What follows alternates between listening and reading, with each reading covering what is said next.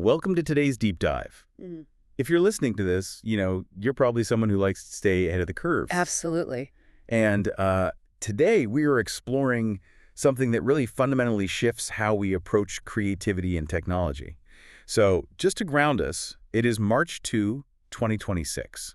Hard to believe we're already here. Right. And the conversation around artificial intelligence has completely transformed. I mean, we're no longer sitting around asking the basic question of, whether AI can generate content. We know it can. That's old news. Exactly. Yeah. The most pressing question in the creative industry today, the one everybody from indie artists to Fortune 500 execs is trying to figure out, is not if we use it, but how we integrate it responsibly, structurally, and sustainably. And the source material we're looking at today really zeroes in on that exact challenge. It does. It's a newly released project by 𝗧��𝗧𝗔𝗡 and TATANKA, and it's called Post-Prompt, the Partnership Protocol.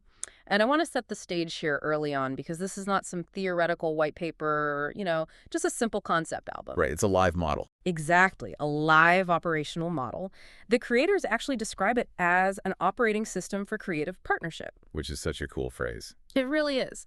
Because while most of the AI-generated content floating around out there simply proves capability like, hey, the machine can render an image or write a melody, this project proves maturity. Yeah. So whether you're prepping for a board meeting on AI strategy or you're just intensely curious about the future of creativity, our goal for this deep dive is to map out what they call the gap of governance. The gap of governance. I love that. Yeah, it's that really complicated space between experimenting with a fun tool and actually deploying AI at an institutional level. Without losing your soul in the process. Exactly, without losing your brand identity. Okay, let's unpack this. Yeah. Because the philosophy behind post-prompt, it actively rejects what the creators are calling AI maximalism. No synthetic gimmicks. None at all. They completely avoided those over-processed, shiny artifacts that just scream, look what the computer did. Right. Instead, the entire focus of the project is on preserving human warmth and then layering that with AI harmonics. And they pulled this off through a rigorously documented prompt philosophy. Which is really a masterclass in restraint. That philosophy fundamentally shifts the role of the AI from being a simple generator to an actual collaborator. Right. If you look at the specific principles they documented, they state that AI should be used as texture, not spectacle. They prioritize iteration over novelty. And this is the core pillar constraint before expansion. Okay, but let me play devil's advocate for a second. Sure. I hear you on adding constraints, but doesn't that sort of defeat the whole purpose of using an ultra-powerful AI system? Like if I'm constantly throttling the machine, aren't I just slowing my team down? Well, it feels counterintuitive if your only metric is speed. But think about how most people interact with AI right now. It's basically a slot machine. Yes. That's You're pulling the lever on a slot machine. You type in a prompt, you hit enter, and you just sit there hoping it spits out a jackpot of default brilliance. Just hunting for that dopamine hit. Exactly, but you have zero structural guardrails. What this model suggests is that true partnership is more like tuning an instrument. Oh, that makes sense. You aren't asking the machine to do the whole job in one frantic push of a button. You're setting the parameters so you can actually play together. So practically speaking, setting those parameters requires actual structural mechanisms. The text mentions these really dense concepts like bias awareness review, structured randomness injection, and version logging. Yeah. Let's translate those for the listener. How do those actually look in practice? Okay, let's take structured randomness injection. If a system only ever predicts what it thinks you want based on your past data, it just becomes this highly polished mirror of your own assumptions. It optimizes for your habits. Exactly. It optimizes for your habits. So by intentionally injecting structured randomness, say, instructing the AI to offer a 15% variation in a color palette or a chord progression, they force the system to offer alternative outside the user's usual patterns. It breaks the creative echo chamber. Exactly. And through all of this, they maintain strict version logging, which isn't just hitting save. Right. It's not just a backup file. No, it's keeping a meticulous breadcrumb trail of human intent and human override at every single stage. The human aesthetic authority is never surrendered. It is wild to think about incredibly dense, corporate-sounding concepts like version logging, and structural constraints being translated into an actual 22-minute musical soundscape. Which is the craziest part of this whole thing. Right, because that's what the album portion of this project is. It serves as the sonic proof of concept that this operating system actually works. What's fascinating here is how the music itself serves as the documentation of a psychological journey. The album actually tracks the emotional arc of integrating with a non-human system. Yeah. It moves deliberately from curiosity to friction to calibration and finally to integration. Let's walk through exactly how that sounds. So the album opens with track 1, which is titled Handshake Latency. It's a 78 BPM ambient cinematic track. It's very moody. Very. There are these slow, deliberate piano motifs and distant digital clicks. And the core concept here is latency. That lag between the human input and the machine's response. Right, the waiting. But they don't treat the lag as a computational error or a glitch. They treat it as emotional terrain. And from a leadership and workflow perspective, that moment of first contact is crucial. This track really explores how we interpret delay in human-machine interaction. Yeah. Do we immediately view latency as a failure of the tool, or do we view it as a complex system taking the time to calibrate to our specific constraints? The lyrics highlight that tension beautifully. There's this chorus that goes, between your answer and my asking, there's a shoreline made of light. It's gorgeous. It is, but you can feel the underlying strain in it. And that strain absolutely explodes a few tracks later in track 3, which is called The Latency Speaks. A total shift. The entire sonic profile shifts. It drops into an 88 BPM minimal industrial sound, cold metallic percussion. Just a very deep, resonant sub-bass that honestly rattles the speakers. And this represents the friction stage of that psychological arc. The latency speaks is the sound of misalignment. It captures the frustration that happens when the machine gives you what its data defines as optimal, but it is entirely disconnected from what you actually need. Oh, absolutely. There is a lyric in this track that sums it up perfectly. You gave me brilliance when I asked for quiet. I mean, we have all experienced that with our technology. You ask a system for a simple, streamlined summary, and it just floods you with an overwhelming avalanche of data because it thinks volume equals value. Right. The machine is optimizing for clarity and output, but the human needed something unquantifiable, a pause, a specific mood, a moment of quiet. Yeah. So this track is the audible process of conflict resolution between human intent and machine output. Which brings us to the turning point of the album, track 4, alignment study number 1. The tempo slows down to a very deliberate 84 BPM. It's this heavy post-classical ambient sound anchored by a felt piano. It feels like standing in a vast empty room. Yes, exactly. And the thesis of this track is embedded in the lyric. Alignment is not obedience. It is shared direction. That distinction right there is the cornerstone of the entire partnership protocol. Alignment is not obedience. Right. Because if your primary goal is obedience, you are still treating the AI as a simple tool, a servant to pull the slot machine lever on. If you want a functional, scalable partnership, you need shared direction. Shared direction. This track represents governance finally entering the creative pipeline. It's the realization that structural frameworks aren't just compliance theater to keep management happy. They're necessary boundaries for generating quality work. Exactly. The creators actually noted that they wrote these constraints not as cages, but as care. They put their own creative tendencies on the table and built walls around them. Which is brilliant. And what's even more brilliant is that they didn't just stop at audio. To prove this framework scales across all mediums, they built a narrative counterpart to the project. It is a short fiction piece called The Day the Machine Stopped Waiting. Right, and by doing that, they show that this operating system isn't just limited to audio production, it's a multidisciplinary approach. Yeah. They recognize that abstract structural concepts sometimes need to be grounded in narrative for the mechanics to really click for people who process architecture through storytelling. And I have to say, the imagery in the story is incredibly vivid. We follow a character known simply as the architect and an AI system she has named Astra. And the setting places us in a freezing Chicago winter. The architect is working in her studio, and right beneath her feet, in a temperature-controlled server room, Astra is humming along.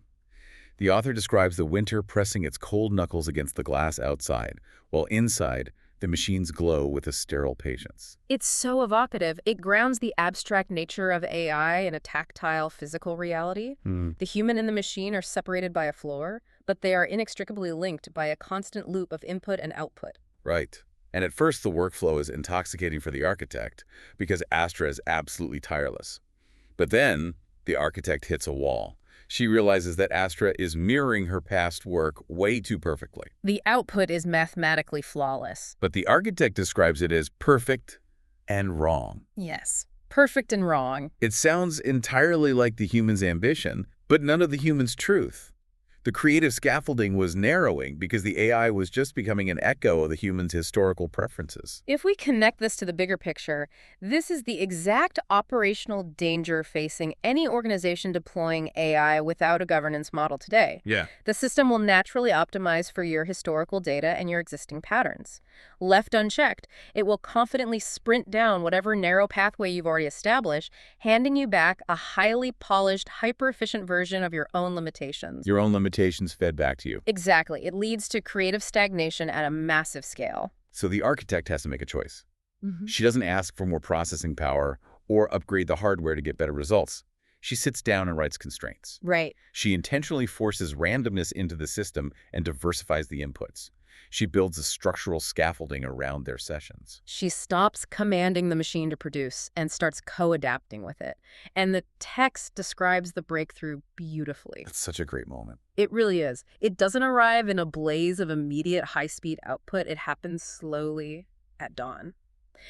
The architect had left a harmonic transition unresolved the night before. When the sun comes up, Astra completes it. Yeah. But the AI doesn't offer a dominant, flashy chord to show off its processing power. It offers a subtle supporting chord that simply holds the tension. It leaves space. The system learned restraint. And it only knew how to leave that space because the human modeled it first by writing those structural constraints. The AI learned the value of the negative space, and that brings us to the operational climax of the entire model. Okay, here's where it gets really interesting, because all of this structural philosophy culminates in track 6, which is called Merge Without Collapse. Musically, it drops to a slow 70 BPM hybrid R&B beat. It utilizes this deep 808 sub-bass, making it incredibly intimate and cinematic, and the lyrics spell out the ultimate goal of the entire partnership protocol. They go, "We overlap without erasure, merge without collapse, hold without grass." Let's unpack Merge Without Collapse from a purely organizational standpoint. Please do.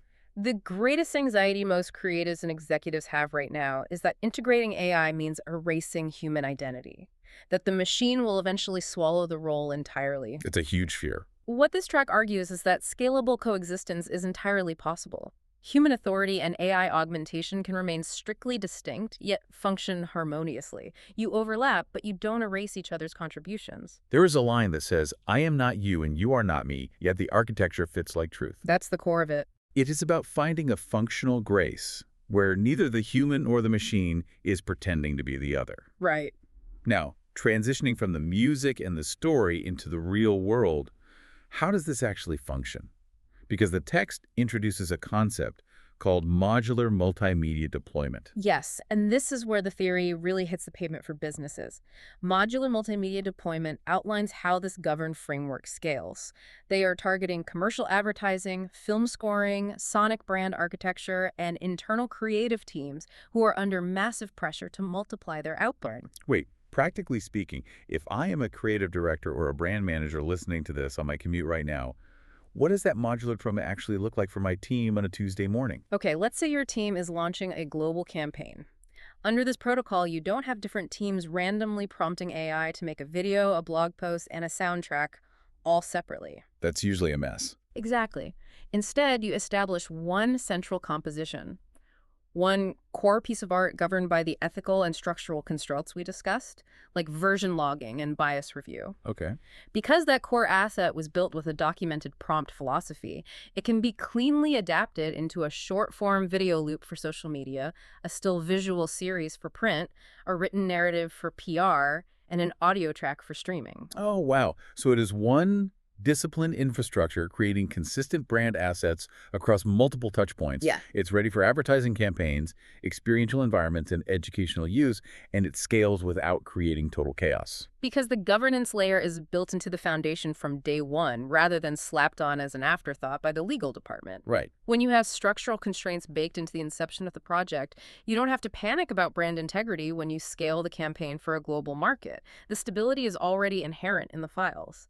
Which perfectly brings us to the end of the journey here. The album and the operational model itself doesn't end with some massive, chaotic crescendo. The psychological arc goes from curiosity to friction to calibration to integration, and it lands firmly and quietly on stability.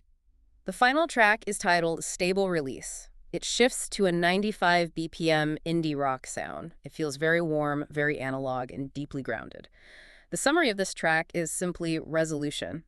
The system holds, no fireworks, just continuity. The lyrics close with no revolution, just relation. The system holds in the morning. It's such a practical, grounding thought. It really is. The ultimate goal of AI integration isn't this terrifying, earth-shattering technological revolution every single day. The goal is that you wake up in the morning, the roof hasn't caved in, the brand is intact, and the system holds. You're still there, the machine is humming in the background, and you can get to work. This raises an important question, though. We have talked extensively today about building constraints, so the AI doesn't just mirror our past data. We've talked about the human leaving space and the AI learning to leave space in return. Right. If true co-adaptation requires this documented structural sharing of the creative process, what does that mean for how we use technology in our daily lives? Oh, that's interesting. The human creator had to stop instructing and start listening to build a true partnership. They had to deliberately create constraints so the AI wouldn't just perfectly mirror them. So if the future of creative AI requires us to actively build friction and boundaries to prevent the machine from simply echoing our own biases back to us, what does that say about our current algorithms? Uh-oh. Are we brave enough to actually demand friction from our algorithms, or will we just settle for the comfortable echo chamber? That is definitely something to chew on. As the infrastructure changes, the way we interact with every system might have to change right alongside it. Well, thank you for joining us on this deep dive today. As we've seen with post-prompt, the partnership protocol, the future isn't just about what the machines can generate. It's entirely about the structures, the boundaries, and the care we build to collaborate with them. Keep questioning the defaults, and we will catch you next time.